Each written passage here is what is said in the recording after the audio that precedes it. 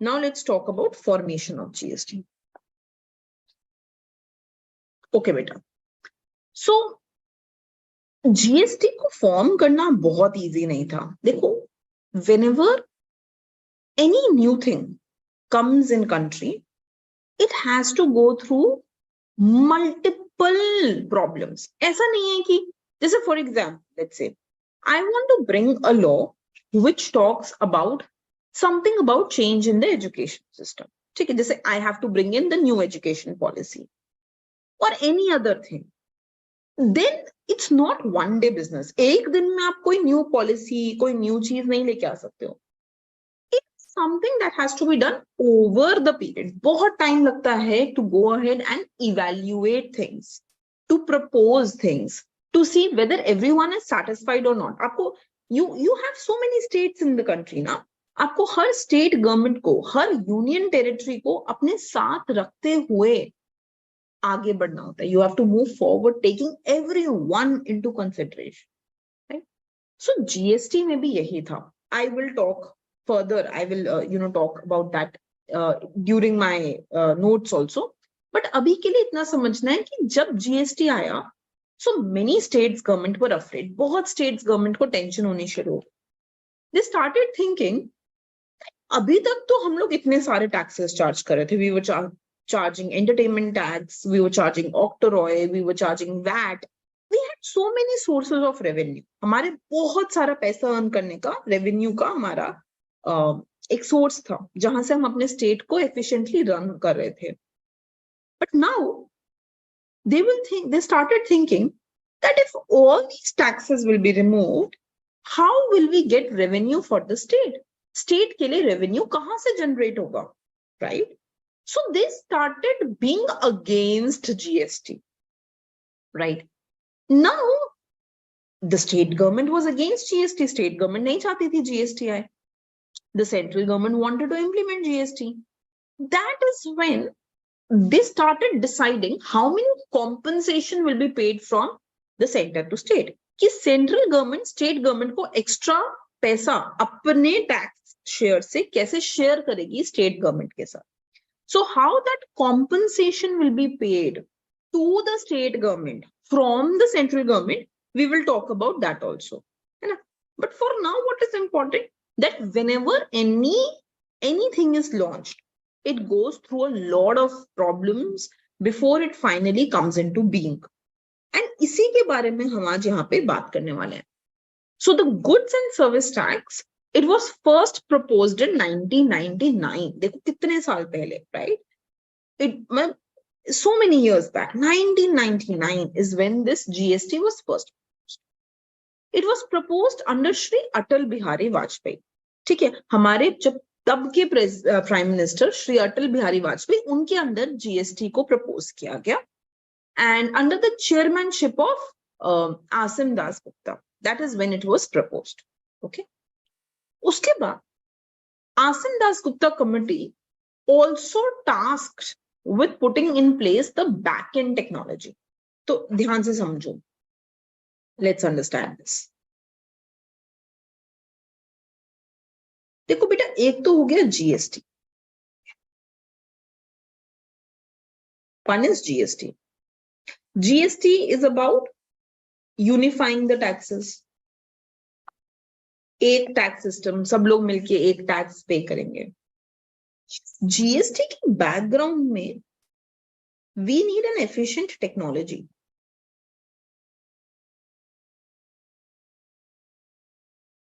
Right? What is the aim of this technology? The aim of this technology is to ensure multiple things. इसके बारे में भी अब हम थोड़ी देर में ही बात करेंगे. GSTN बोलते हैं इसे, Goods and Service Tax Network. Multiple things माने क्या? Whether all manufacturers are paying the tax or not, whether they are paying the right tax or not, whether input tax credit is generated or not. तो एक technology भी तो चाहिए इतने बड़े economy को सही से एफिशिएंटली रन करने के लिए. That means there is a lot of back-end process related to it, है ना? So that is what we are saying, that during 1999 only we had this in mind कि एक तो हमें GST लॉन्च करना है, पर दूसरा, उस जीएसटी को चलाने के लिए, to run efficiently that tax system, we need the back-end technology and logistics also. So we need a good back-end technology and we need good logistics, right? So this is also what the committee was put to do, right? Now, in 2002, देखो 1999 से now I'm talking about 2002, the Vajpayee government, they formed a task force. This is known as the Kelkar Committee. बहुत famous है, हाँ? And Kelkar committee का M ये था कि वो हमें टैक्स रिफॉर्म्स सजेस्ट करे. टैक्स रिफॉर्म्स क्यों चाहिए थे? Why were they important?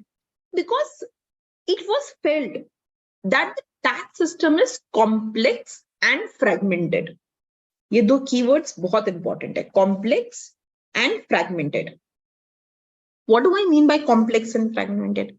Complex means if I have to bring one product from one state to another state, मेरे लिए ही बहुत कंफ्यूजन है कि मुझे कौन कौन सा कहां कहां टैक्स पे कर. So number one, the tax system was very complex. Number two, it was also fragmented. मतलब अलग अलग पार्ट्स में अलग अलग टैक्सेस चल रहे थे. एक ही चीज पे तीन तीन टैक्स पे करने पड़ रहे थे. You were not sure what the system exactly is. So the aim was to replace this system. ये जो भी system था, which was very complex, which was a fragmented tax system, the aim was to remove that. Aim था कि उसको हटा दो. And उसकी जगह पे, instead of that, bring in a unified tax system. एक ऐसा system लेके आओ जो uniform हो, एक ही हो हर एक इंसान के लिए, है ना? जिसकी वजह से we wanted to do three things. Read this out. We wanted to go ahead and simplify compliance. मतलब easily tax collect हो पाए, reduce tax cascading. इसके बारे में हम थोड़ा और बाद में बात करेंगे, but as of now please समझो cascading effect क्या होता है, इसको समझते हैं. Cascading effect बहुत ही ज्यादा कॉमन है in science. I'm not a science student, but let me try to explain a bit. Jitna I know, I will explain that science to you. Huh? So, any product, कोई भी एक object, it's made up of atoms, है ना? और molecules, set of atoms. ये atoms हैं.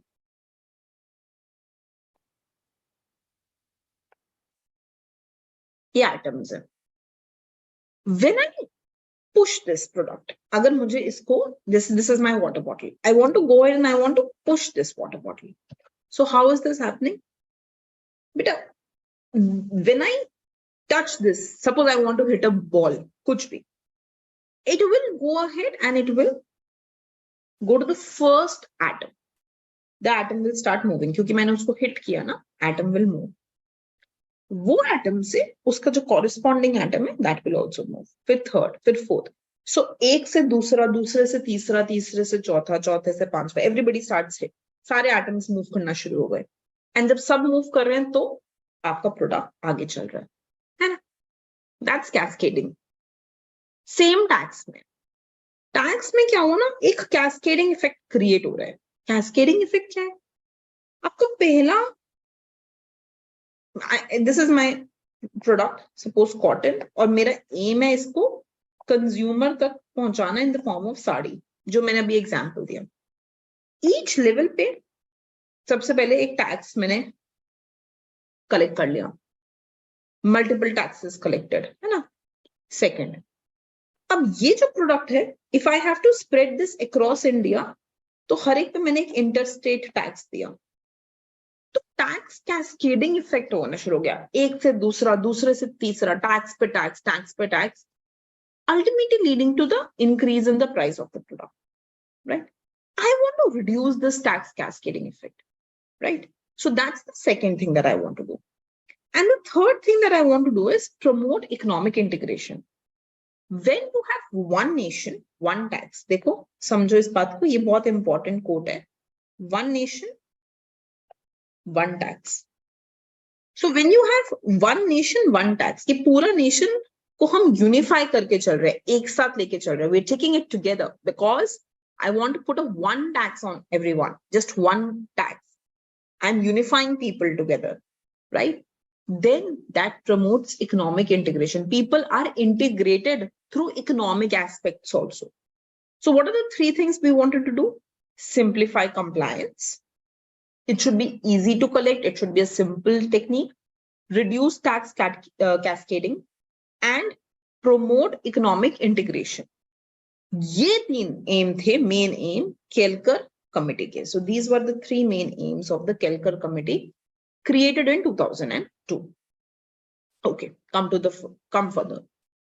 After years of deliberation and negotiation between center and state, Constitution finally passed a bill in 2014. So that bill was known as beta 122nd Amendment. So ये जो Constitution bill था, it was passed in 2014, right? What was the aim of the bill? The aim was to implement GST. So please keep in line these timelines. So we started from 1999. Then we talked about 2002. Then we are talking about 2014 bill. है ना? अब हम क्या कह रहे हैं कि ये जो बिल था, इसका एम था that we want to implement GST, right?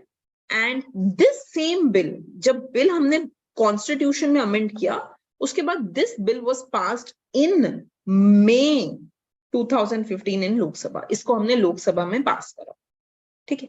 फिर से एज आई टोल्ड यू बहुत डिसएग्रीमेंट्स हुए कि जीएसटी लाना चाहिए, नहीं लाना चाहिए, क्या करना चाहिए. तो उसके बाद ये बिल लोकसभा से वापस राज्यसभा, फिर Lok Sabha. So there were multiple rounds that took place.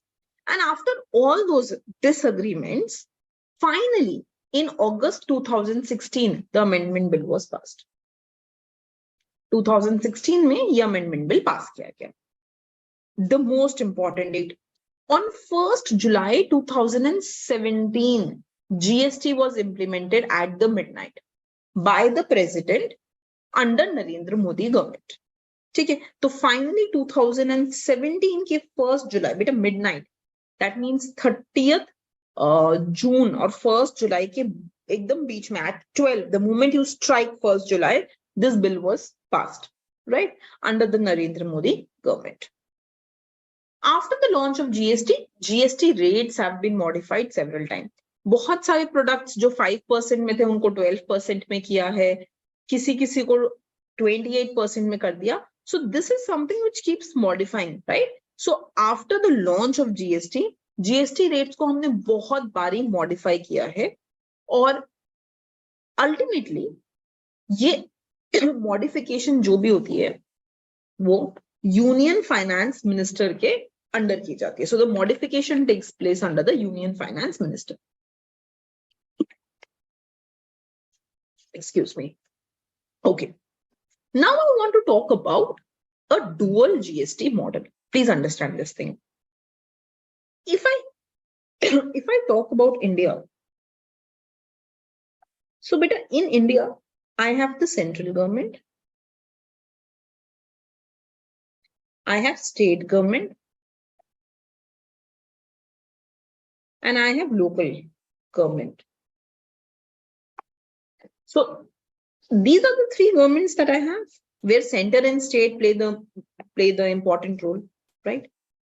So we wanted to give some tax to the central government and some part of the GST to the state government. That is what is called as dual GST model. Dual GST model means both center and state have different responsibilities. दोनों की अपनी responsibilities है जो उनको play करनी है और इसलिए दोनों को ही revenue चाहिए to run the center or the state.